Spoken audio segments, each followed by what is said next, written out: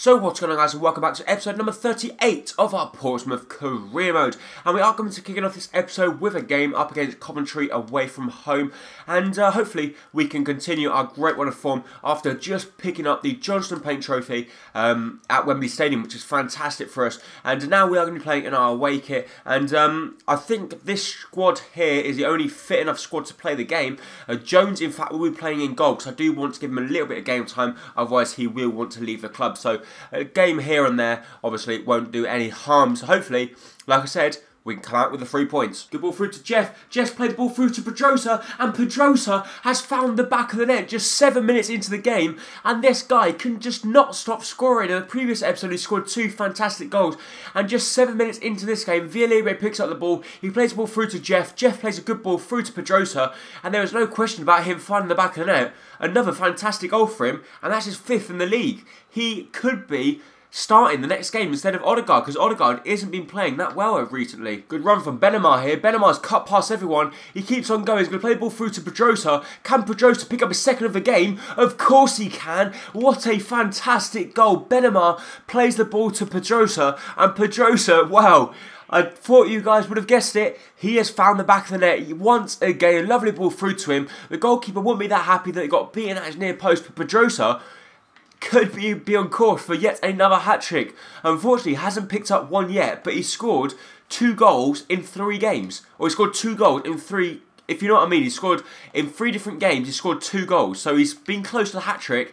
Could this one be the game? Fantastic chance for Coventry here. They've been played through, and he takes it with his left boot. I thought if he took it with his right foot, it would have been a lot easier for him, and he could have found the back of the net. But we get very lucky there, as Coventry could have had a chance there to get themselves back in the game, but they didn't. Some bad news for us here, as Pedrosa, our star player of late, has gone down with an injury, and he is going to be forced off the pitch.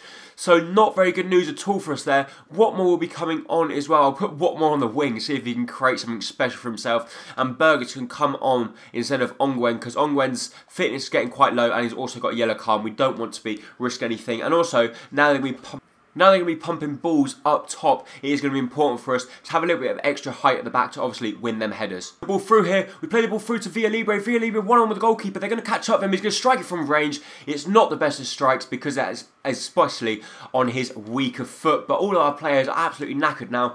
But with just 3 minutes remaining, Watmore's got possession of the ball. He tries to play the ball through to Villarreal, but the ball's not the best, because obviously he's not used to being that far up the pitch. So that is in fact it for the game. We end up winning the game 2-0. Pedrosa picking up both goals, but unfortunately, sad news for us, as he did in fact have to get stretchered off towards the end of the game. But a 2-0 victory away from home against Coventry is a very good result. My man of the match probably does go to Pedrosa, as he did play very well, picking up 2 fantastic goals.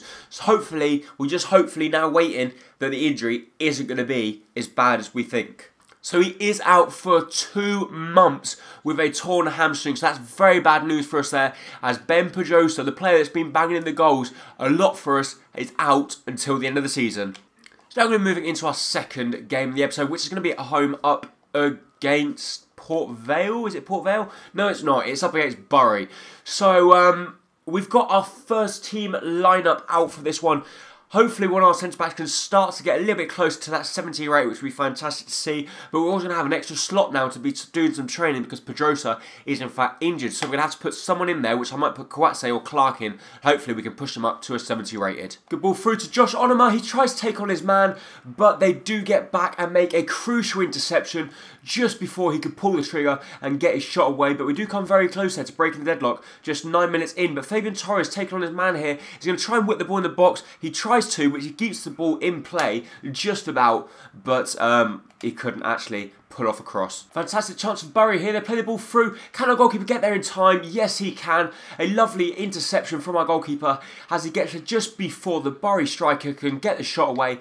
And we're still under pressure here, as they got the ball on the edge of the box. They tried the shot. Please don't blow the referee. Yes, he doesn't, and we get let off the hook, because that could have been given as a penalty there. But we play the ball out wide to Bergwijn here. Can Bergwijn beat everyone for pace? He's going to keep on going. Can he get there before the centre-back? Unfortunately not. The goalkeeper's going to take a touch, and well, that was a little bit risky there.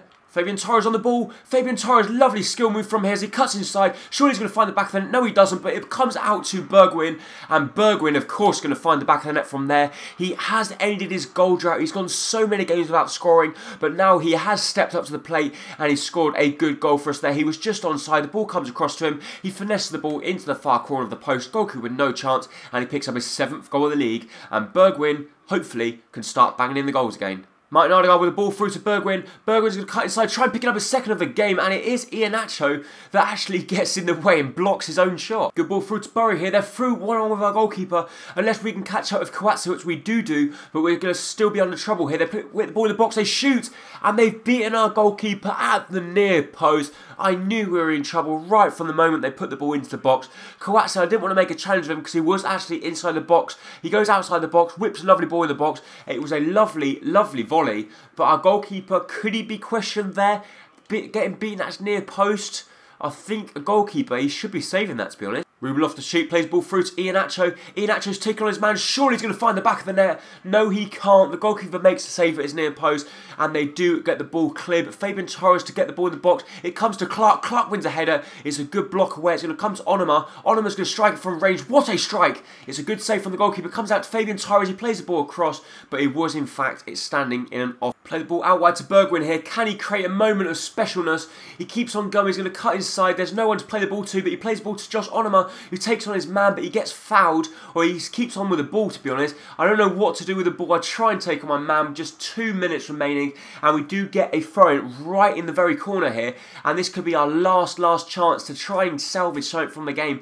But we can't find anyone to throw the ball to. We play the ball to Bergwijn as they lose it anyway, and that is it. We end up drawing the game 1-1. I think our goalkeeper should be questioned for the goal there. He should have done a lot better, to be honest, saving that one. My man of the match goes to Onoma. I did think he played very well in that game, but still, I thought we were definitely good enough to win that game. They had one shot, one on target and one goal, which isn't good enough. So now it's time for our third and final game of the episode, which is going to be away from home up against Leyton Orient. So as you can see there, we are going to be playing with our second team. The only change is that in the centre attacking mid role, we are going to be playing Chaplin instead of Pedrosa, because Pedrosa obviously picked up that injury in the previous game, which is going to keep him out for the rest of the season. So hopefully he will be coming back better than ever at the start of next season. So we need to try and get this win now, because Huddersfield have currently got a 4-point gap on us, so we've got to win one more game than them, or 2 more games than them, to try and clinch a title. So it's going to be very tight, but I do believe we have got a good enough squad to do it. Benamar's taking on his man here. He keeps on going. Surely he's going to find the back of the net. He gets fouled in the process. The referee points the penalty spot,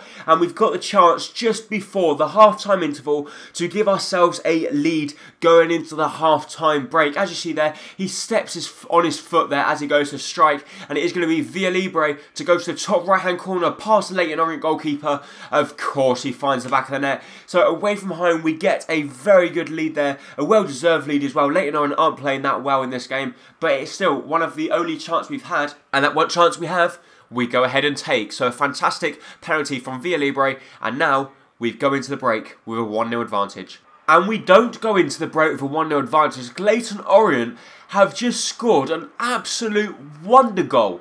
What a fantastic volley right into the top hand corner. Our goalkeeper with no chance whatsoever getting anywhere near that one. A lovely ball into the middle of the box, and what a volley. Our goalkeeper, like I said, getting nowhere near it, as Jay Simpson has got 13 goals this season, so he must be a pretty good, decent striker as well. So maybe we can have a look at getting him for next season. So a little bit disappointing there that we couldn't hold on to the half-time interval, because Leyton Orient weren't playing that well until they scored that fantastic goal. So hopefully they're not going to get on the front foot now. Naismith has whipped the ball across the face of the goal, but he can't, as they make a fantastic interception and the ball goes out wide for a corner kick. So Benamar's going to whip the ball in the box. It's a good corner, comes into Villalibre, and a fantastic save from the Leyton Orient goalkeeper there to deny us from scoring a fantastic goal there. But we're going to take the short corner. Benamar back to Ender Stevens. Ender Stevens with a good touch. He blasts it, and the goalkeeper once again matching it with a very good save. Good chance for us here. We've got the ball here. Ongwen, our centre-back, strikes it. It's a good block, and we get yet another corner. So we must have about 6 or 7 corners in quick succession. But we're going to take the short corner here. Benamar's going to play the ball back out to Ender Stevens. Ender Stevens with a poor touch, but he strikes it, and it goes up and out over the bar. Villalibra's turned his man here. He's played the ball out wide to Naismith. Naismith on his left boot strikes it. It's a good shot and once again a good block by the Leyton Orient centre-back. So I think this game is going to be crucial. If we can't pick up all 3 points from this one, I don't think we're going to have much chance of getting ourselves into a championship winning position. But we win the ball back here. Villalibre wins it. It comes to Benamar. Benamar tries to play the ball through to Chaplin. It's not the best of balls. And with just 10 minutes remaining, I can't see ourselves getting up the winner. And a fantastic chance for Leyton Orient to wrap up all 3 points here. Jay Simpson's through, 1-on with the goalkeeper. Surely he's not going to score. Ongwen gets back to actually win the ball back, and we get given a corner with just 3 minutes stoppage time remaining. It's going to be very, very tight for us to try and get that one last chance. Unless we can win this header with Villalibre, we can't, or we do. Caldera plays the ball to Benamar. Benamar down the wing to try and create something special for himself. He cuts inside. This would be a wonderful goal if he could score. He can't, and that is it for the game. We end up drawing the game 1-1, and that could now mean we're not going to win the league, which is very disappointing for ourselves, as we could have done unless Huddersfield have lost. But my man of the match goes to Villalibre. He did play well, he scored a penalty, and apart from that, it's not good enough. Huddersfield did in fact lose. So Huddersfield lost against Southend, so we still got the slightest chance, but still that meant if we won that game, we would have just been 1 point behind them. So now we've still got a lot of work to do on our hands, but hopefully we can get a few wins on a trot. And if we can win all remaining games in the season, there's no reason why Huddersfield aren't going to slip up. But that is in fact going to be it for this episode. If you did enjoy it, please make sure to hit the like button down below, as it's going to be hugely appreciated. And I really hope to see you next time, very, very soon, for the next episode of the Portsmouth Career Mode. Thank you. Bye-bye.